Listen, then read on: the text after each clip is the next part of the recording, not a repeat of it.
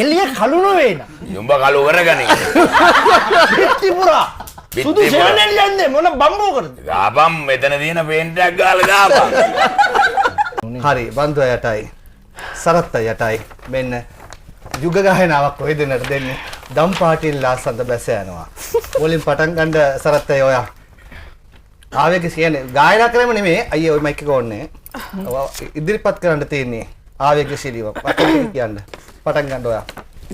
තාලේ කරේ නෙමෙයි. නෑ තාලේ. දම්පාටිල්ලා සඳ බැස යනවා. ආකාශයේ රන් පාටයි. මේ සමුගෙන් යන්නට තව මොහොතයි. නොදලා ඉන්නේ. අයියා. වල්ලහත් දම් පාටින් සඳ මූණ පේනවා. දම්පාටින් සඳ මූණ පේනවා මචං.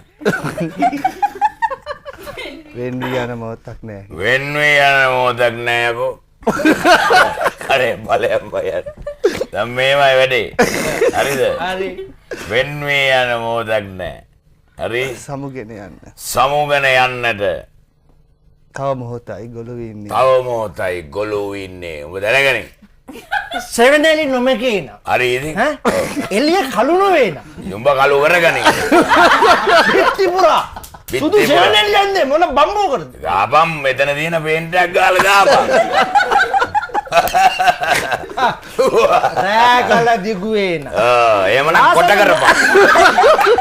ලාසඳ නොමකේ නා. නෙළුම් පතක. රැඳි දිය බිඳුවක්සේ ළමයද සලාය හරි. ළමයද? ඉතින් ආයෙත් කියපන්කෝ දම්පාටින් සඳ බැස යනවා. ඉතින් thank you. ස්තුතියි. අයියෝ අයියෝ මං ජීවිතේට අයිත් මේ වරද කරගන්නේ. thank you ආදාවට අරිත් නම් කරගන්න. මේ හොඳට කිව්වා ඒක. හොඳට කිව්වා.